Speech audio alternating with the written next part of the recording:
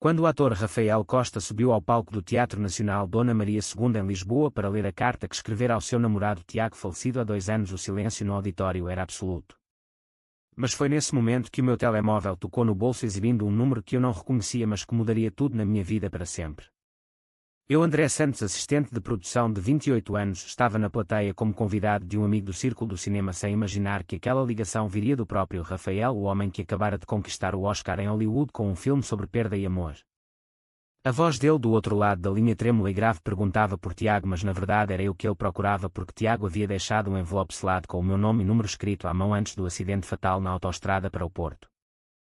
Rafael não sabia quem eu era, mas o conteúdo da carta que Tiago me enviara meses antes da morte falava de um projeto secreto, um roteiro que eu tinha ajudado a escrever anonimamente sobre a vida de um jovem gay em Portugal lutando contra a família conservadora.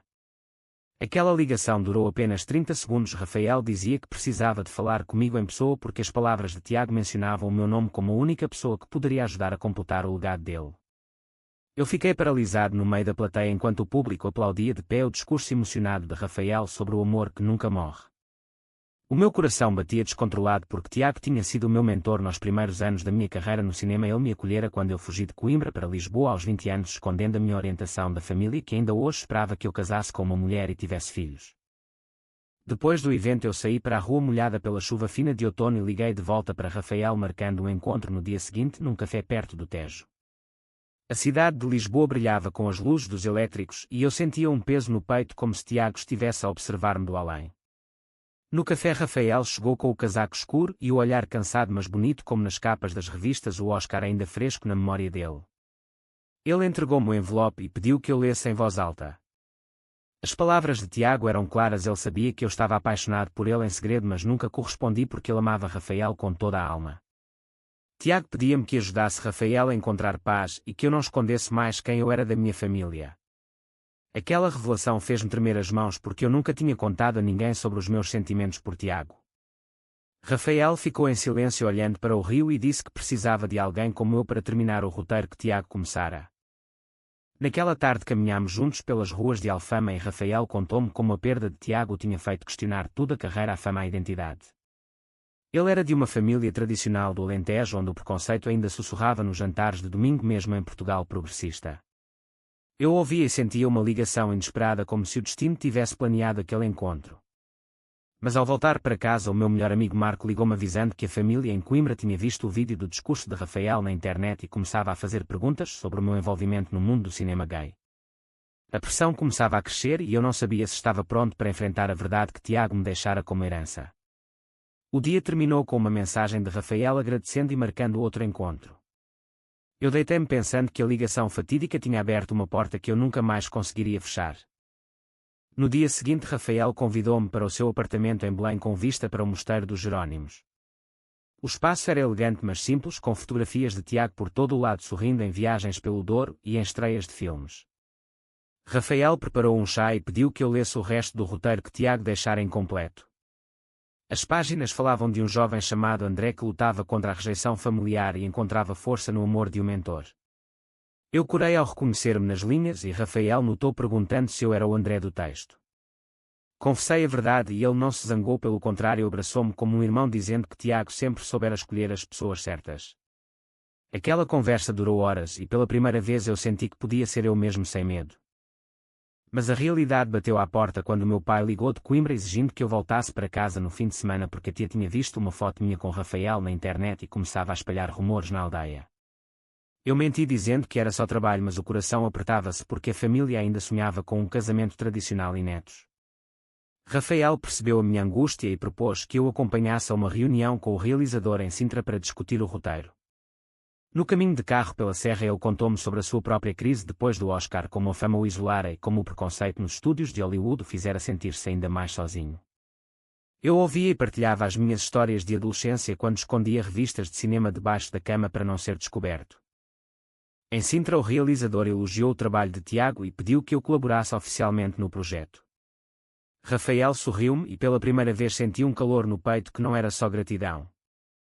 Ao regressar a Lisboa, Marco, o meu melhor amigo, encontrou-me no bar habitual e perguntou diretamente se eu estava a apaixonar-me por Rafael. Eu neguei, mas ele insistiu dizendo que via nos meus olhos o mesmo brilho que Tiago tinha quando falava de Rafael. Marco era gay assumido e trabalhava como figurinista, mas avisou-me que Rafael ainda estava de luto e que eu poderia sair magoado. Aquela conversa plantou a semente da dúvida e eu passei a noite em claro questionando se estava a trair a memória de Tiago ao sentir algo novo. No dia seguinte Rafael telefonou-me ansioso porque um jornalista de uma revista de fofocas tinha descoberto o envelope de Tiago e ameaçava publicar uma história sobre um triângulo amoroso secreto. A pressão mediática começava e Rafael pediu-me que ficasse ao lado dele para uma entrevista conjunta negando tudo. Eu aceitei, mas por dentro sentia o conflito crescer. A sociedade portuguesa, embora tolerante, ainda julgava os homens que amavam outros homens, especialmente quando envolvia fama. Durante a entrevista Rafael segurou a minha mão por baixo da mesa e eu senti uma faísca que me assustou. Ao sair ele agradeceu-me e disse que Tiago teria orgulho de nós os dois. Mas eu voltei para o meu pequeno apartamento em Bairro Alto e chorei porque a ligação fatídica estava a transformar-me num homem que eu mal reconhecia. A família em Coimbra não esperou pelo fim de semana. O meu pai apareceu em Lisboa sem aviso, batendo à minha porta com o rosto vermelho de raiva. Ele tinha visto o vídeo da entrevista e exigia explicações sobre a minha proximidade com Rafael, o ator famoso. Eu tentei explicar que era apenas trabalho no roteiro, mas ele gritou que não queria um filho que se misturasse com aquele mundo de homens que não eram homens. A minha mãe ao telefone chorava dizendo que a aldeia toda comentava e que eu estava a destruir a reputação da família. Eu fechei a porta depois da discussão e sentei-me no chão tremendo porque pela primeira vez na vida eu sentia a rejeição direta. Rafael ligou-me logo depois percebendo que algo estava errado e ofereceu-me abrigo no seu apartamento. Lá ele preparou o jantar simples e ouviu-me desabafar sobre anos de silêncio e medo. Rafael partilhou a sua própria história de como a família no Alentejo quase o deserdara quando ele assumiu o namoro com Tiago anos atrás. Nós dois rimos amargamente das semelhanças e pela primeira vez eu senti que não estava sozinho. Mas o destino testou-nos quando um colega ciumento do estúdio enviou uma mensagem anónima a Rafael dizendo que eu tinha sido amante de Tiago antes dele. Rafael confrontou-me com os olhos cheios de dúvida e eu jurei que era mentira, mas a semente da desconfiança plantou-se.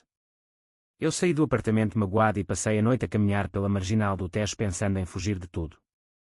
Marco encontrou-me no dia seguinte e convenceu-me a enfrentar a verdade. Ele organizou um encontro com um grupo de amigos gays em Lisboa que lutavam pelos direitos e lá eu ouvi histórias de superação que me deram força. Rafael apareceu inesperadamente no grupo pedindo desculpa pela desconfiança e dizendo que Tiago nunca mentiria sobre o amor deles. Nós passeámos juntos até ao mirador da Senhora do Monte e ali sob as luzes da cidade ele confessou que sentia uma ligação especial comigo que ia além do roteiro. Eu não respondi, mas o meu coração acelerou porque o medo e a esperança lutavam dentro de mim. A crise familiar atingiu o pico quando a minha irmã mais nova ligou dizendo que o pai tinha tido um ataque de coração leve por causa do stress.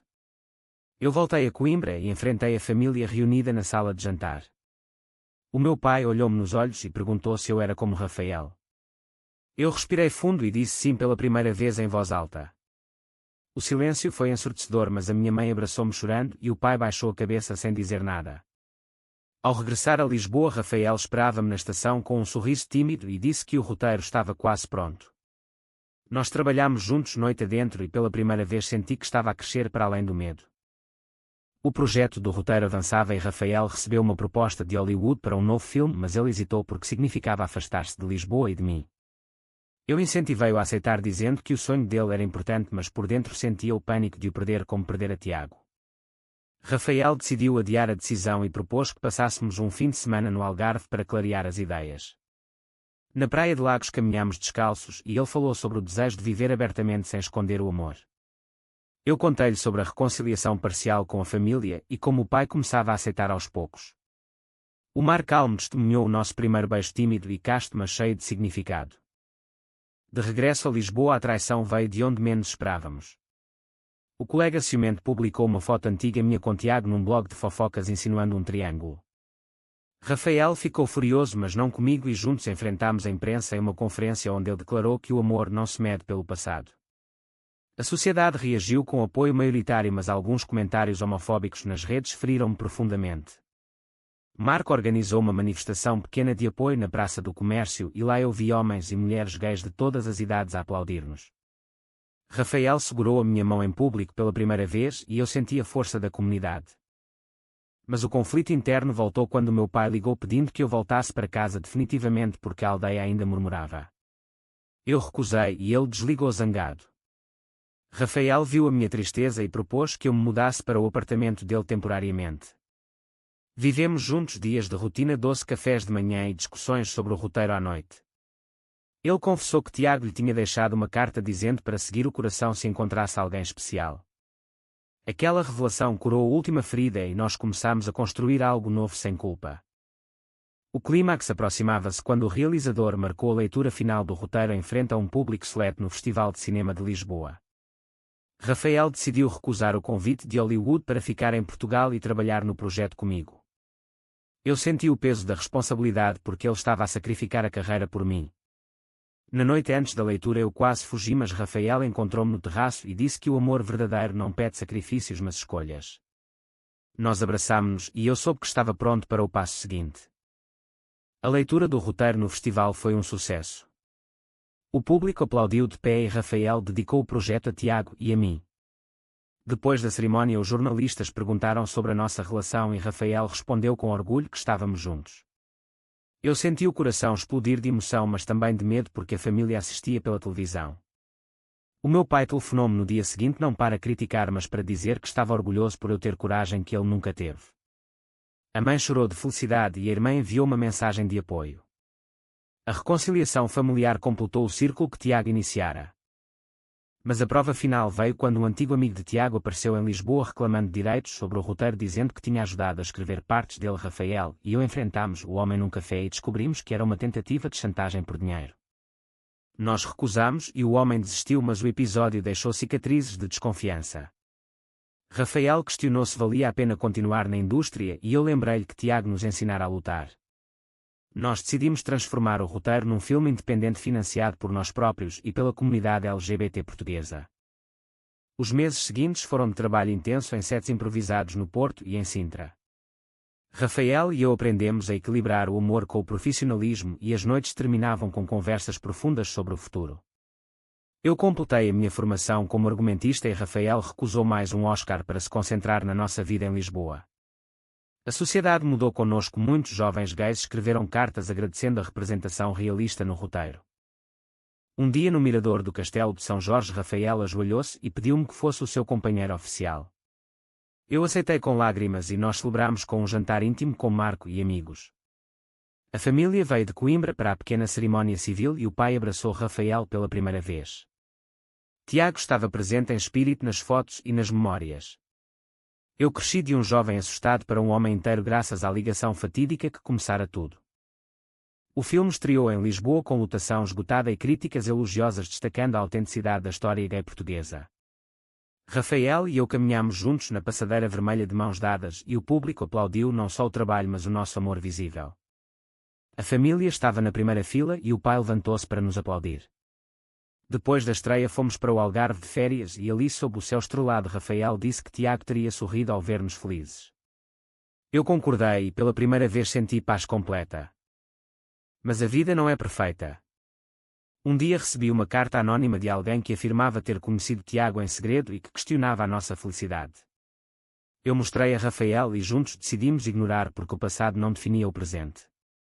O crescimento continuou quando eu ajudei jovens gays da minha aldeia em Coimbra a assumirem-se e Rafael fundou uma fundação para apoio a artistas LGBT. A nossa relação aprofundou-se com viagens pelo Douro e noites tranquilas em casa. Anos depois, quando o filme ganhou prémios em festivais europeus, nós olhámos para trás e percebemos que a ligação fatídica tinha sido o maior presente de Tiago. Eu tornei-me realizador e Rafael continuou a atuar com autenticidade. A família cresceu com sobrinhas e sobrinhos que nos visitavam sem julgamento. A sociedade portuguesa evoluiu connosco e nós contribuímos para isso. Hoje, de pé no mesmo palco onde tudo começou, Rafael e eu lemos juntos uma carta nova para Tiago agradecendo o caminho que ele abriu. O amor não acaba, ele transforma-se. É verdade que o amor verdadeiro pode nascer novamente depois de uma perda profunda sem trair a memória do passado. Verdadeiro ou falso?